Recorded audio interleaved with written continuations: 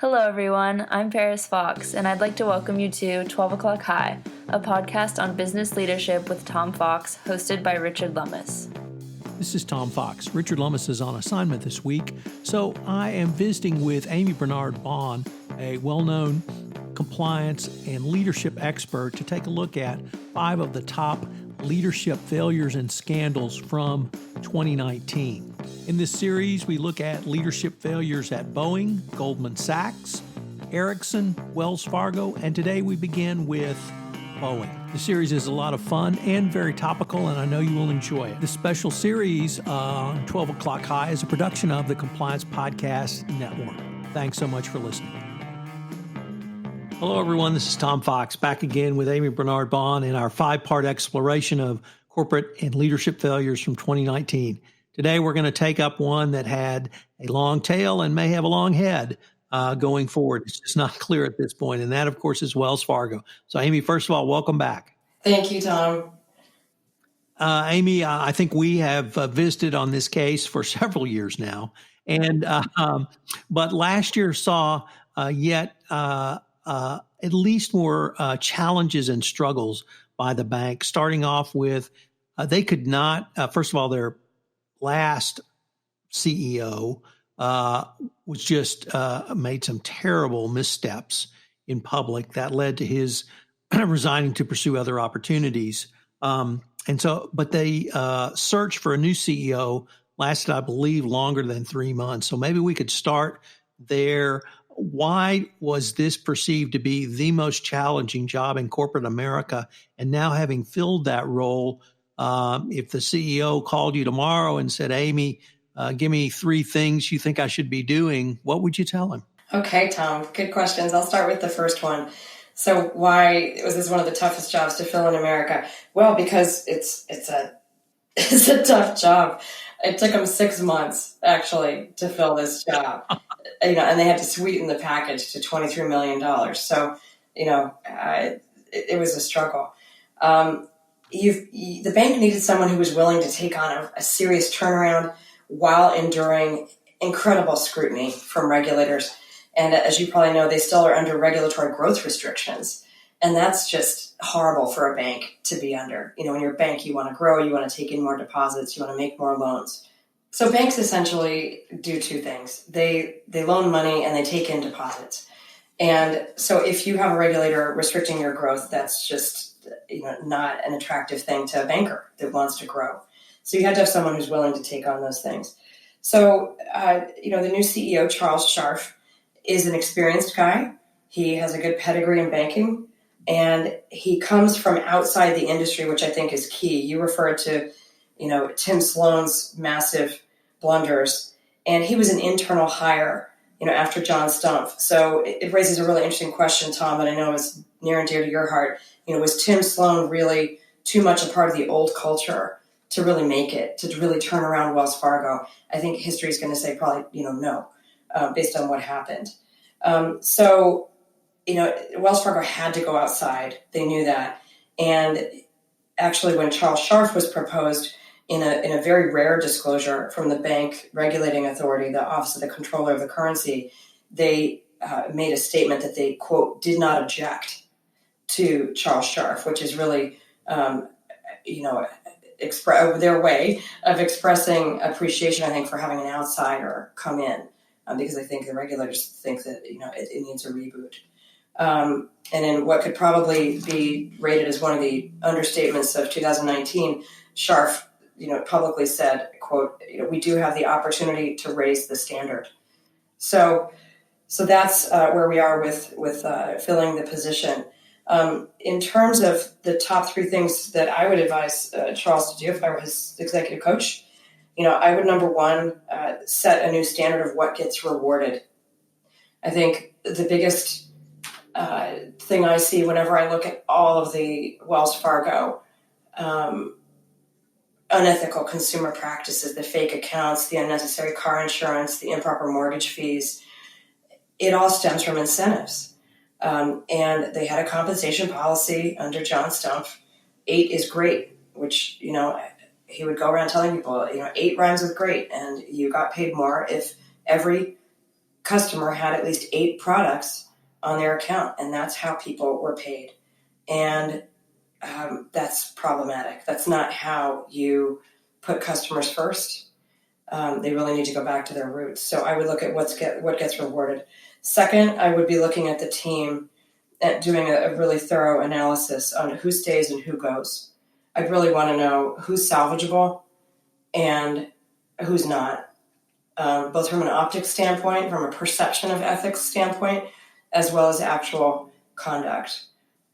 Because the leaders, he's not going to be able to do this alone. He's got to have a really strong team where they are working absolutely lockstep with the same self-awareness, the same willingness to question, no retaliation, open culture. He's going to have to figure that out. And then the third and most important, after setting the standard, looking at incentives and getting the right team in place, the third is he has to enforce the standard. He has to have total transparency and follow-up. If there are questions, if there are complaints, if there are concerns, they have to be willing to look at those openly and honestly and follow up, and they have to transparently show employees that they are following up and that there's a new culture that's being built here that they can be a part of. Amii, how would you suggest wearing both your compliance hat and your HR hat? How would you suggest a conversation go around the compensation issue? Most companies tend to put compensation in the HR department, but here you've, I think, absolutely correctly nailed the incentives that the compensation structure drove as one of the leading generators of the problems. How does that conversation, or how should that conversation go between two disciplines who may not discuss that very much? Great point. They should discuss it. It's a strategic imperative, in my opinion, to get away from the ethics. Many of the ethics problems that we are discussing this week, Tom, stem from not engineering incentives properly. And compliance should be at the table, particularly looking at incentive compensation. It's something I always did in my programs. I was tied at the hip with HR comp and benefits around perks, around sales incentives, particularly because, as you know, those can be the biggest leakage in terms of all kinds of violations. And that's where the greatest variable comp comes in, as opposed to fixed compensation. It's usually in sales. So it should be reviewed. It should be a part of everyone's risk assessment. Amii, I am probably one of the more vocal people in the compliance community who have said, I am never going to have an account at Wells Fargo. But I don't think you feel that way. And if I were so inclined, or if you were going to try to persuade me otherwise, what would you say to me or someone like me about why I should give Wells Fargo a chance in the future? I would wait. I wouldn't tell you to go in right away. Good question. I had an account with them when I first moved to California from the East Coast. I would look for signs that they are making the changes they need to make. So I'm cautiously optimistic. And again, I think they're one of the great American companies, founded in the gold rush, have a wonderful history as the Pony Express and delivering mail across the West. And I think there's a certain romance, and I'm probably subject to that, having, adopted the Bay Area as my home now. And, you go into their offices and you see the stagecoaches, and they were built on grit, and they were built on entrepreneurship and helping people, actually, get money into a bank as opposed to put it under their mattress. So I just hope they can turn it around. And then this scandal, this continuing scandal, is one that has been going on at least 5 years. I'm sure there was a regulatory investigation before that. How do you try to keep your employee base not simply motivated, but moving all in a direction where they're not completely depressed? Where else and what else are we going to hear about? Yeah, they've had a lot of people in retail leave, which is, consumer facing. They've been a little defensive about that, saying, it's a normal rate, but I don't know. Having worked in banking myself, good retail people are you really want to keep them. It's a tough position. And so I would say you'd have to have boots on the ground. You'd have to have really strong leadership, regular meetings. I would really want to be close.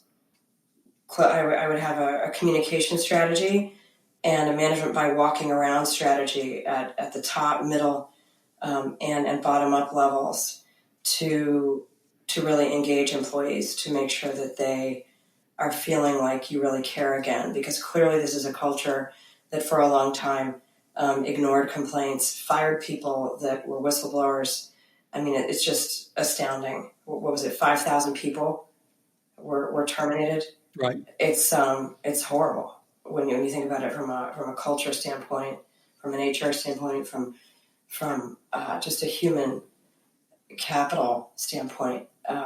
There's going to be a lot of rebuilding that needs to be done. Amii, unfortunately, we are near the end of our time, but I hope our listeners will join us tomorrow for our concluding episode, where we're going to look at the newest corporate scandal on our list, one that literally arose to the public's consciousness in 2019, that being the company Ericsson. Amii, I look forward to continuing the conversation. Me too.